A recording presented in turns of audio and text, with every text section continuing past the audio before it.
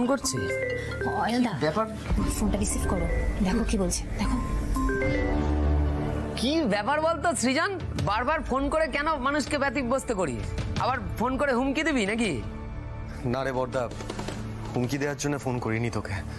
বড়দা দেখ, আমি তোকে রিকোয়েস্ট করছি, প্লিজ বল না পুটি কোথায় আছে। তুই যদি পুটি সম্পর্কে কিছু জেনে থাকিস প্লিজ বল না। কোথাও থেকে তো কোনো ইনফরমেশনই পাচ্ছি না, কি যে করবো কিছু বুঝতে পারছি না রুচি। এইবার বন্যা চাপে পড়েছে, নিশ্চয়ই কোনো ক্লু খুঁজে পাচ্ছে না, তাই সৃজনকে দিয়ে ফোনটা করাচ্ছে, বুঝেছো? কেমন লাগে বড়দা, প্লিজ চুপ করে থাকিস না। দেখ পুটি তো তোরও ভাইজি, এই দত্ত বাড়িরই তো সন্তান। বড়দা তোর কি একবারও ইচ্ছে হচ্ছে না যে পুটি কেমন আছে এসব জানার ইচ্ছে হচ্ছে না তোর? একটু চিন্তা হচ্ছে না পুটির জন্য? এই সৃজন, কেন বুঝতে পারছো না? যদি আমরা কিছু জানতাম তাহলে তো তোমাদেরকে আগেই বলে দিতাম। এগুলো না আর কিছু নয়, এগুলোকে বলে কর্মফল। আমার ছেলেকে আমার থেকে কেড়ে নিয়েছো তো, এখন এগুলো তো ভোগ করতেই হবে। ফোনটা রাখো, একদম বিরক্ত করবে না।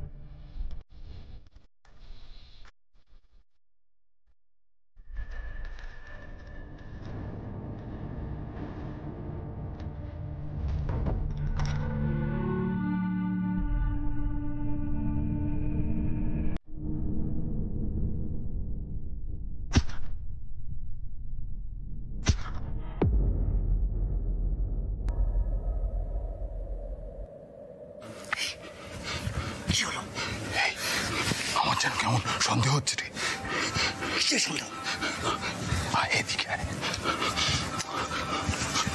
কি করছিস তুই?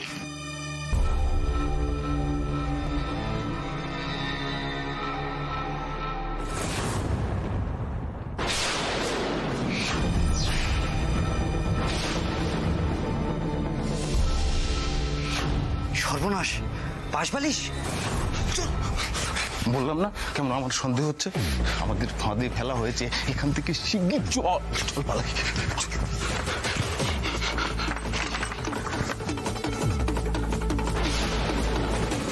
কিন্তু কেন কেন মারতে চেয়েছিলে আমাদেরকে? তোদেরকে কি ওই ঈশা হালদার পাঠিয়েছে? ওই তো ম্যাডাম চলে এসেছে। আরে দেখুন না, কিছুতেই মুখ খুলছে না। এরা ভালো কথায় মুখ খুলবে না, এদের থানায় নিয়ে গিয়ে স্পেশাল ট্রিটমেন্ট দিতে হবে, তাহলে এরা মুখ খুলবে। ভালোই ভালোই বলে দে, আমার মেয়েকে তোরা কোথায় রেখেছিস? ওই ঈশা হালদার কি আমার মেয়েকে তোদের কাছে বিক্রি করেছে? কেউ বিক্রি করেনি, ও নিজেই এসেছে আমাদের।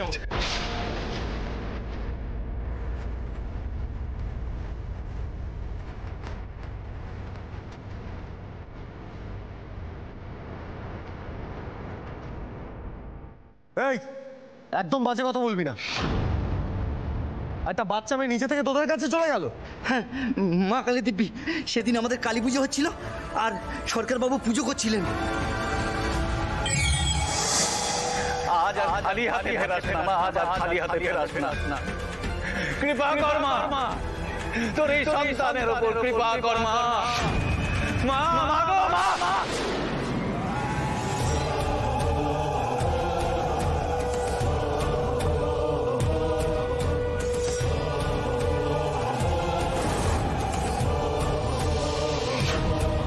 মা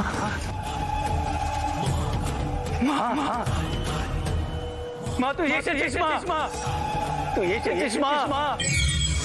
ওই মেয়েকে মা জ্ঞানে পুজো করছেন আমাদের সর্দার। আপনাদের মেয়ের কোনো ক্ষতি হয়নি, সত্যি বলছি।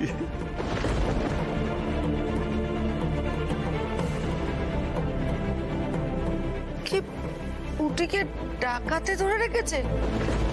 হ্যাঁ? ওকে ঠাকুর বানিয়ে পুজো করছে?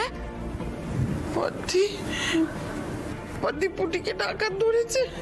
হ্যাঁ, এই ব্যাপারে কি হবে পদ্দি, বলো তুমি কি হবে? ওগো কি হবে এবারে বলো না। তার মানে পুটি ওই ঈশার কাছ থেকে পালানোর সময় ডাকাত দলের হাতে পড়ে গেছে? এই তোরা আমাদের ঠিকানা পেলি কোত্থেকে?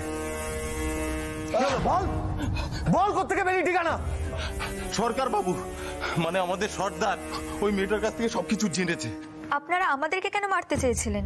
সর্দার চান না আপনাদের মেয়েকে ওনার কাছ থেকে কেউ নিয়ে আসুক।